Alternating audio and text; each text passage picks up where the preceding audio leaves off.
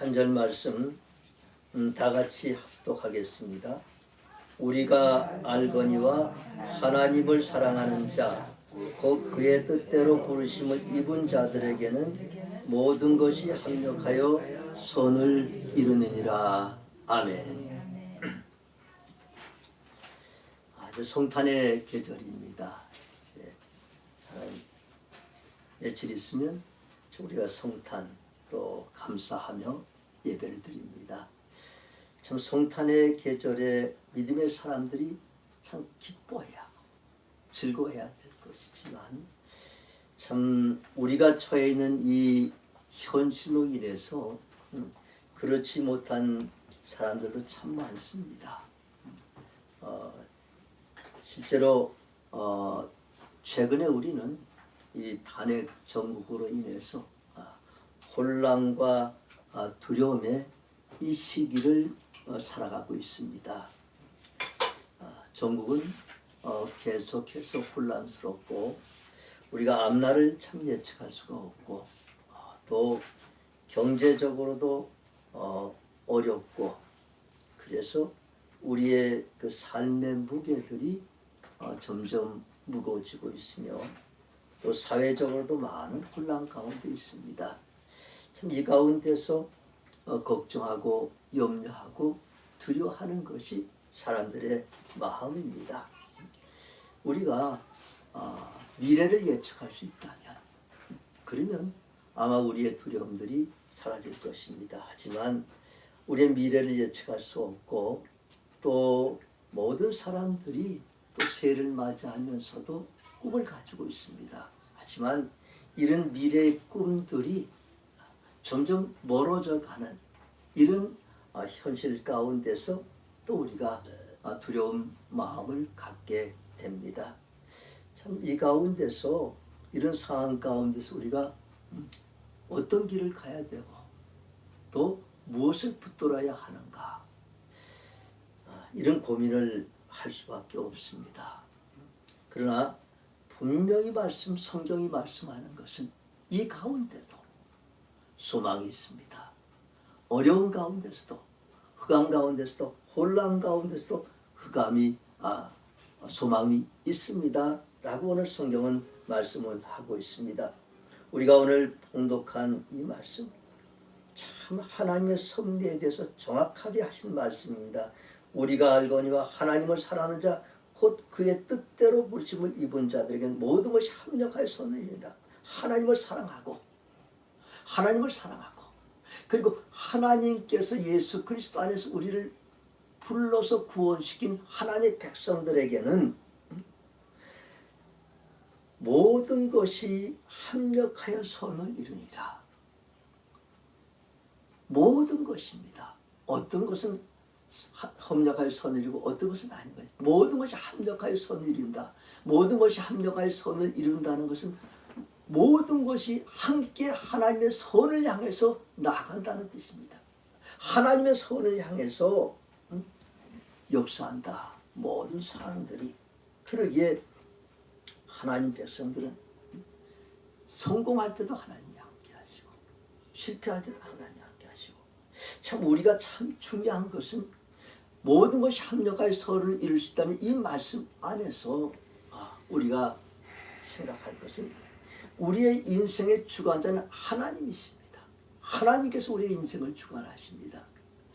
우리 사회나 우리 국가의 주관자도 하나님이십니다. 모든 역사의 주관자는 하나님이시다 라는 이런 고백입니다.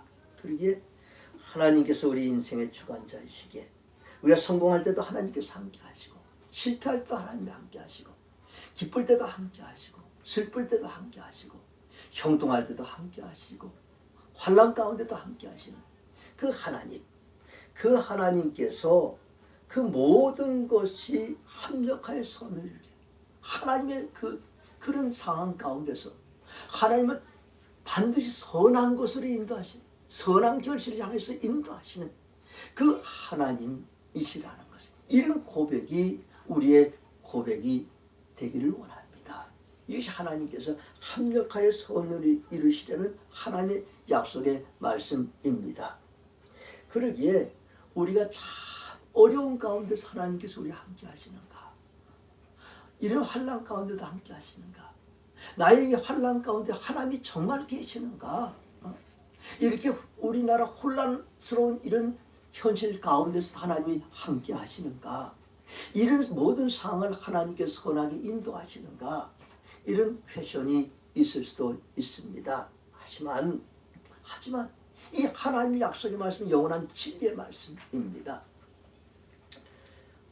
제 친구 가운데 중학교, 대학교 동창 친구가 있습니다. 중학교를 졸업하고 대학에 들어가고 그리고 또 군대를 갔다 와서 제가 복학해가지고 그 친구를 만났는데 대학교 교정에서 그 친구를 만났습니다. 참 오랜만이죠. 그 오랜만에 만난 친구가 양팔에 클러치를 짚고서 그렇게 만난 거예요. 교정에서. 참 오랜만에. 그래서 제가 처음에 딱 물어. 너 월남 가서 그렇게 됐구나. 그래도 그렇대요.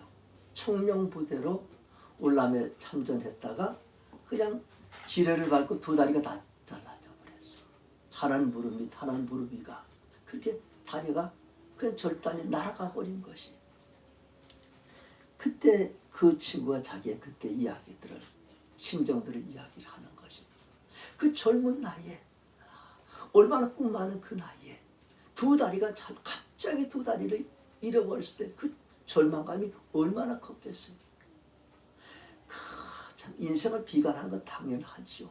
그렇게 비관하고 끝내려고 그런 생각들도 하고. 그렇지만 그렇게 할 수도 없고, 그래서 호성을 그냥 국군병원에 그 호성을 해가지고 그 수술을 이제 해서 이제 의족을 찼어요. 그런데 그 다리를 절단하고 의족을 채우는 그것도 참 힘든데, 더 힘든 것은 그 당시 60년대 그 후반에 그 의술들이 발달하지 않았기 때문에 이 의수족을 제대로 만들지 못하는 것이. 그래서 그 만들어진 의족을 차고서 걸어 다니고 생활하는데 얼마쯤 가면 그게 또 다 골마가지고 다시 절단한 것이.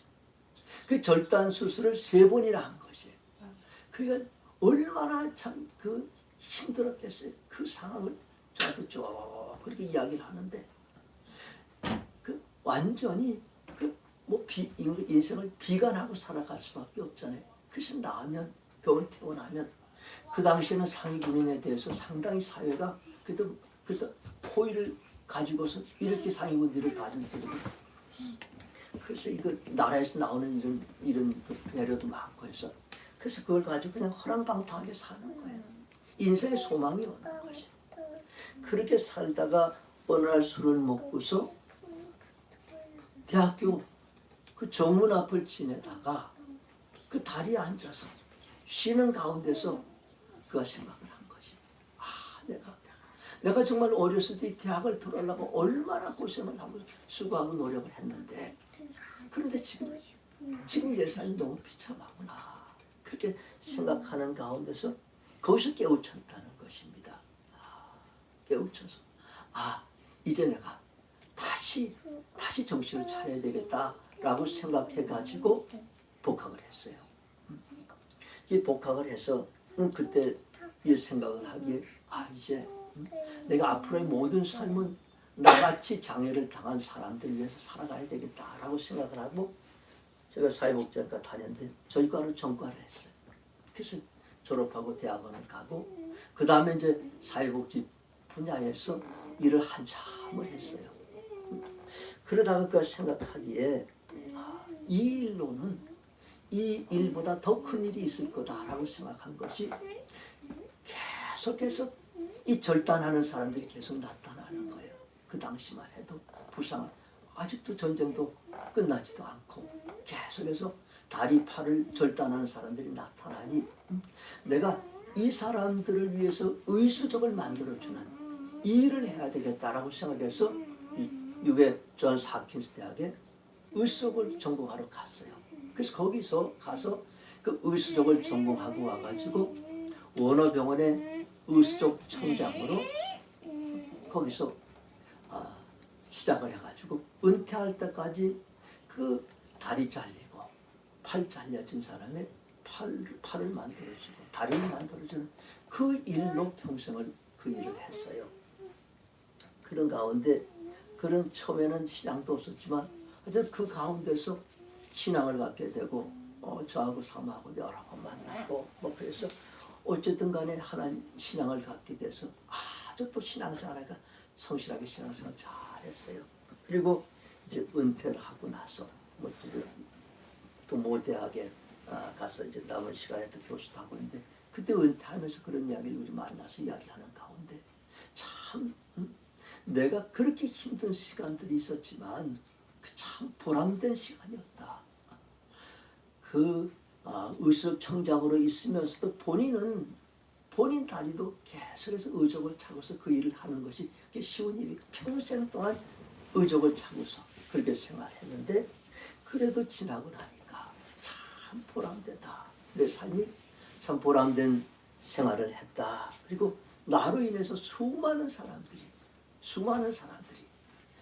자신의 다리를 또 자신의 팔을 꺾게 된 것이 얼마나 참 감사한 일인가. 참 지나고 나니까 하나님께서 그 어려운 가운데도 하나님께서 나와 함께 하시고 나의 모든 인생을 합력하여 손을 이루신 하나님입니다 라고 이런 고백을 하는 이런 만남을 가진 적이 있습니다. 참 그렇습니다. 절망 가운데도 하나님께서 함께 하시고 그리고 고난의 순간순간에도 하나님께서 함께 하시고 한 사람을 통하여서 합력하여 선을 이루게 하시고 그 사람의 생애도 빛나지만 그를 통하여서 많은 사람들이 참 기쁨과 감사와 평안의 삶을 살아갈 수 있었다는 것. 참 모든 것이 합력하여 선을 이룬다. 참 이것이 참 하나님의 섭리입니다. 그리고 혼란스럽고 어렵고 힘든 상황 가운데서도 우리에게 주신 메시지는 하나님을 사랑하는 자고 그 뜻대로 부르심을 받은 자에게는 모든 것이 합력하여 선을 이룬다. 이 말씀이 하나님께서 항상 두려움 가운데 있는 백성들에게 주시는 하나님 약속의 말씀입니다. 참 우리가 처해 있는 이런 상황 가운데도 반드시 이 대한민국의 이 탄핵 정국의 혼란스러운 가운데서도 하나님께서 함께 하십니다. 그리고 하나님께서는 우리가 이 과정을 지나면 합력하여 선을 이루셨습니다 라는 이런 고백이 저와 여러분에게 있을 줄로 믿습니다. 그리고 그 가운데 참 이런 합력하여 선을 이루는 이 하나님의 섭리 가운데 있는 하나님의 사람들도 그 가운데 항상 어려움, 걱정도 있고 근심도 있고 염려도 있고 두려움도 있어요. 그것이 인간이에요. 사람은 자기보다 큰 게 나타나면 자기가 감당할 수 없는 것이 나타나면 직감적으로 두려움을 느낍니다. 여러분 앞에 갑자기 큰 곰이 나타나고 호랑이가 나타나고 사자가 나타나봐요. 순간 제일 먼저 느끼는 건 두려운 마음이에요. 그러니 내가 감당할 수 없는 상황을 만나면 사람들은 직감적으로 반드시 두려워할 수밖에 없는 것이 그 두려움은 내가 할 수 없다라고 생각하는 가운데 두려운 마음이 생기는 것입니다. 그렇지만 하나님이 주시는 마음은 달라요. 하나님 주신 마음은 평강의 마음이에요. 하나님은 풍랑 가운데서 평강의 마음을 주시는 게 하나님의 마음이에요. 환난 가운데서 평강의 마음을 주신 것이 하나님이셔요. 근데 이 두려움의 마음은 사단이 주고 마귀가 주는 것이 두려운 마음이에요. 사단은 상당히 교묘합니다. 조그만 틈만 보이면 그 틈으로 밀고 들어와요. 그리고 나서 그 두려움을 점점 크게 확장시켜 나가는 거죠. 그런 가운데 우리의 믿음은 점점 줄어들고 있는 것이. 그러니까 참 중요한 것은 우리가 그 가운데서 두려움을 버리고 믿음을 선택하는 것이, 그 두려움이 점점 커지면 결국 믿음은 사라져버리고 마는 것이.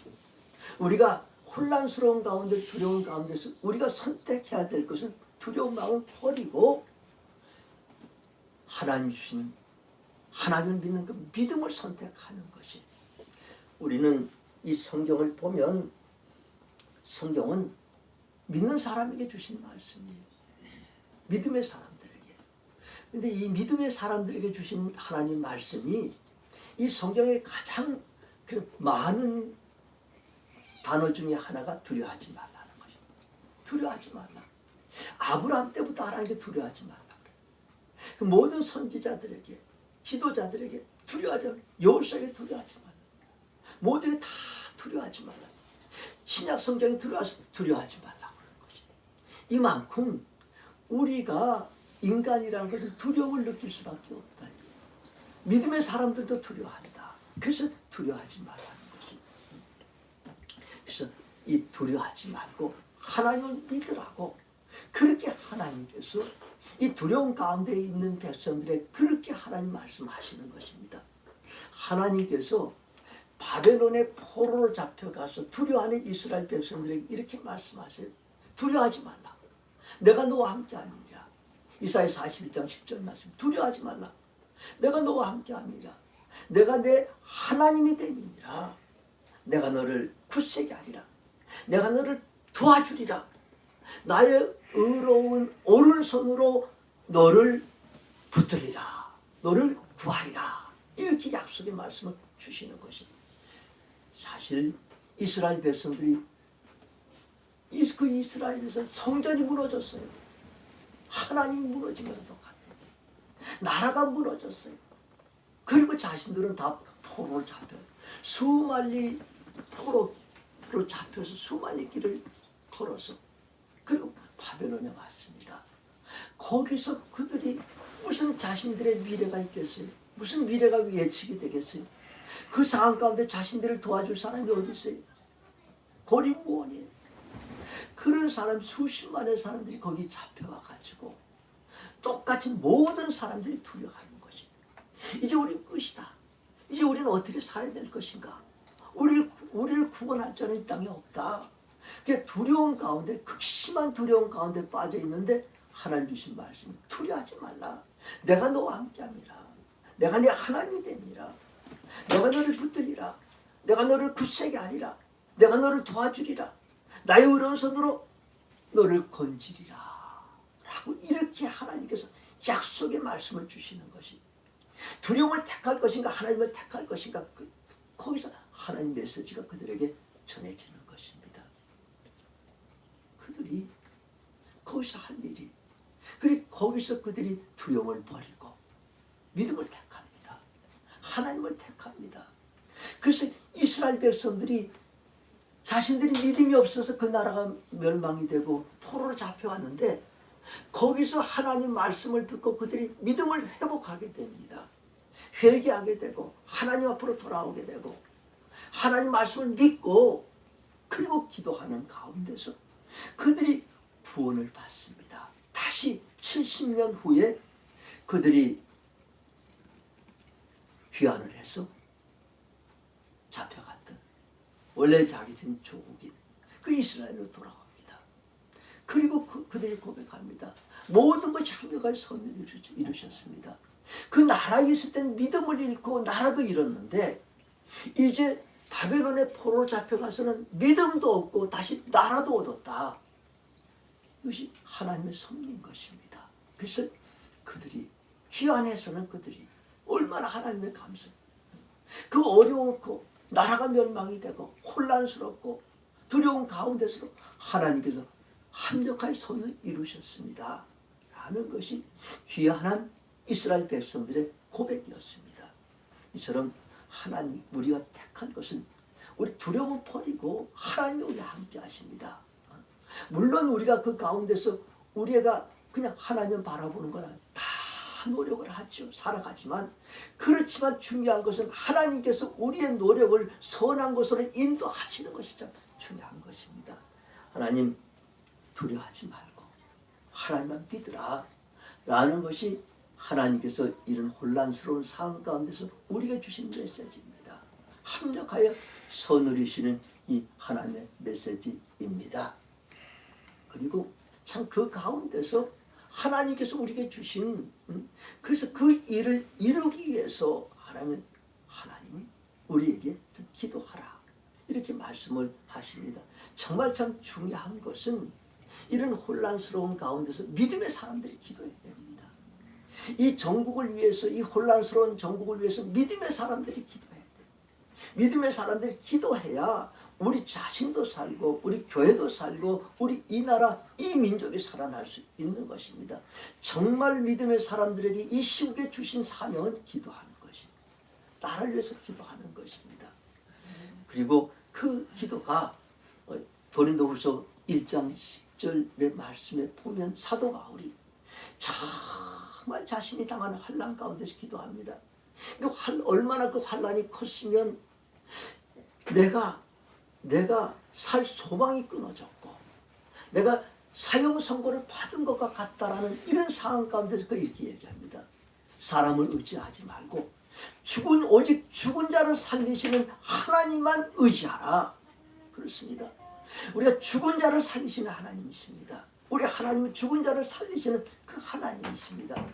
이런 혼란, 이런 어려움 하나님 다 살리시고 하나님 반드시 구해내십니다. 그러기에 우리가 하나님의 사람으로서 우리에게 주신 그 사명은 이 혼란 가운데서 기도하는 것입니다. 항상 이 나라를 위해서 기도하는 것, 이 나라를 구하실 분은 믿음의 죽음에서 우리를 살리실 하나님만이 구하십니다. 그러기에 믿지 않는 사람들이 구하는 것이 아닙니다. 믿음의 사람들이 구하는 것이, 믿음의 사람들이 기도하는 것이, 믿음의 사람들의 기도를 통해서 모든 것이 합력하여 선을 이루십니다. 그리고 참 우리 그 믿음의 사람들에게 이 나라를 위해서 기도하라고 우리에게 말씀하시면서 정말 우리 이 믿음의 사람들이 이런 어려울 때 믿음의 사람들의 역할을 하나님께서 말씀하신 모든 것이 합력할 소원을 이루게 하시는 하나님께서는 우리 교회와 우리 성도들에게 또 역할을 주시고 사명을 주십니다. 그것은 우리가 소망의 등불을 드는 것입니다. 소망의 등불을 드는 것이 우리 사람들이 입에서 부정적인 이야기가 두려움의 이야기가 그것이 옆에 전해지면 계속해서 부정적이고 두려운 이야기가 전해지면 그 사회가 완전히 어둠의 사회가 되어버리는 것입니다. 참 중요한 것입니다. 이때 믿음의 사람의 입에서 어떤 이야기가 나오냐 참 중요한 것이죠. 우리가 이런 어렵고 혼란스러운 가운데서도 우리 부정적인 이야기는 하지 않습니다. 하나님께서 민수기에서 말씀하신 내 귀에 들린 대로 하나님께서 하시겠다. 이루시겠다고 그렇게 약속하십니다. 부정적인 이야기, 그 부정적인 이야기는 더 부정적인 결과를 낳게 되는 것입니다. 정말 믿음의 사람들에게 필요한 것은 소망의 말씀이에요. 우리가 옆에 사람에게 소망을 이야기하고 소망의 노래를 부르면 이 가운데서 하나님만 함께 하시고 합력하여 선을 이루시는 이 하나님께서 이 대한민국의 혼란도 잠잠하게 하시고 이 모든 전국을 합력할 선을 이루시는 하나님이십니다 라는 이런 소망의 메시지를 옆 사람들에게 이웃 사람들에게 계속해서 전하는 것이 참 중요합니다. 우리가 이 소망의 메시지를 전하면 그 모든 소망의 소리가 소망의 메시지를 전해지고 이 땅이 이 사회가 다 소망을 갖게 되는 것이고 이 사회가 하나님께서 우리를 통해서 소망의 빛을 비치면서 하나님의 뜻이 이루어져 갑니다. 이 마가복음 5장 14절에 너희는 세상의 빛이라 언덕 위에 있는 마을이 숨겨지지 아니하니라. 너희가 세상의 빛이라. 믿음의 사람들은 세상의 빛입니다. 이스라엘에 가면 마을들이 전부 산 위에 있어요. 우리나라는 마을들이 전부 계곡에 산이 뒤에 있고 밑에가 이렇게 다 마을인데 이스라엘은 전부 마을이 위에 있고 또 계곡에는 사람들이 살지 않아요. 네팔도 마찬가지예요. 네팔도 산 위에 전부 마을들이 산 위에 있어요.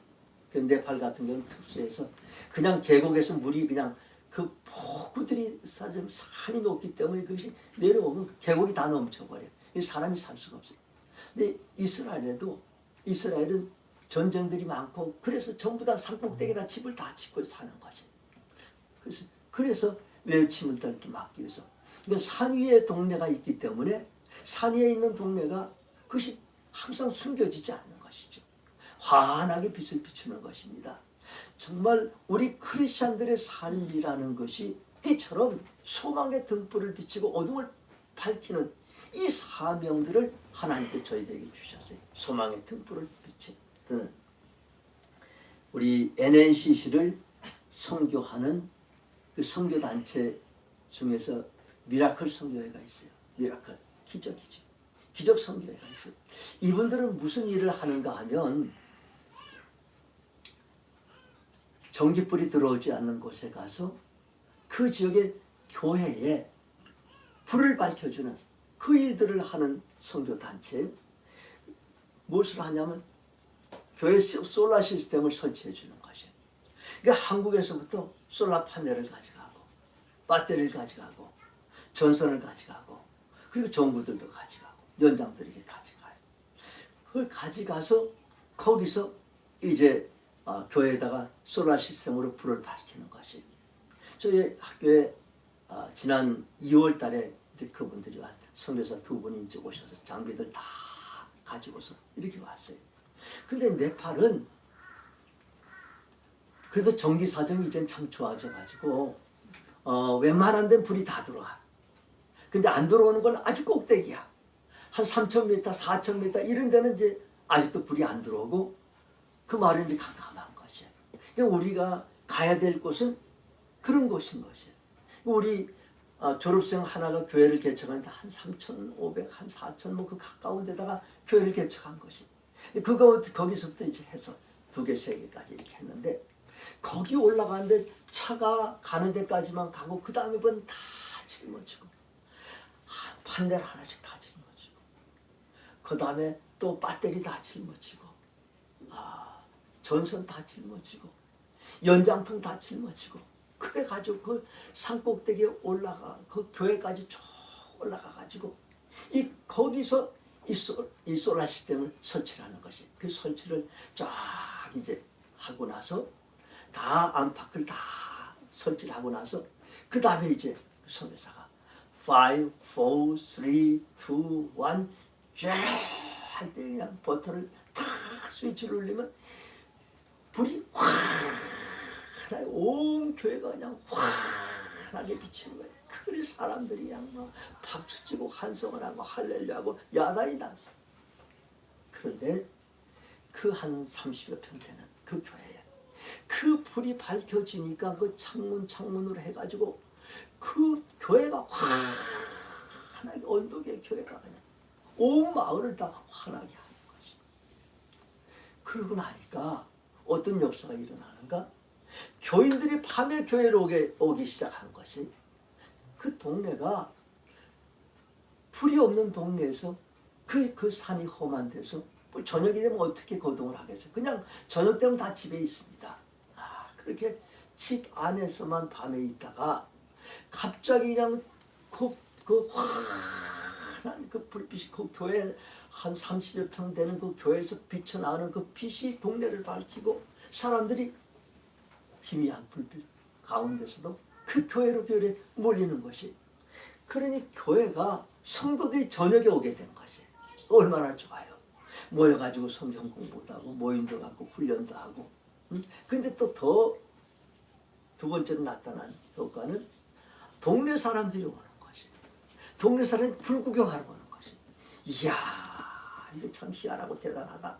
그래가지고 그 불 구경하러 동네 사람들이 저녁에 이렇게 와요.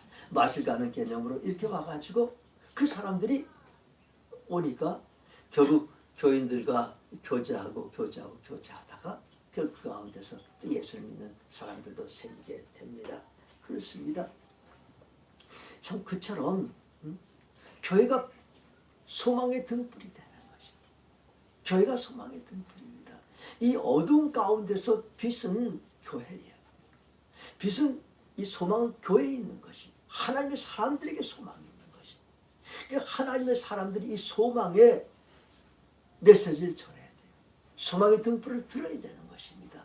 이것이 하나님께서 오늘 우리에게 주신 사명이에요. 이 모든 것이 합력하여 선을 이루리라. 하나님의 백성들에게 주신 메시지입니다. 하나님, 오늘도 이 대한민국에서 왜 크리스천들이 이렇게 많이 있는가? 왜 크리스천들이 있는가? 우리들에게 이런 어려운 때를 만나서 우리가 믿음과 하나님 말씀에 대한 그 믿음을 가지고 기도하고 그 소망을 혼란스러운 이 사회에 전하기 위해서 하나님께서 우리 믿음의 사람들을 택하시고 또 오늘을 통해서 이 어려움을 이겨나가시를 원하시는 것이 하나님의 뜻입니다. 우리가 알거니와 하나님을 사랑하는 자, 그 뜻대로 부르심을 입은 자들에게는 모든 것이 합력하여 선을 이루느니라. 아멘. 기도하십시다. 한번 말씀을 기억하면서 한번 결단의 기도를 드리겠습니다.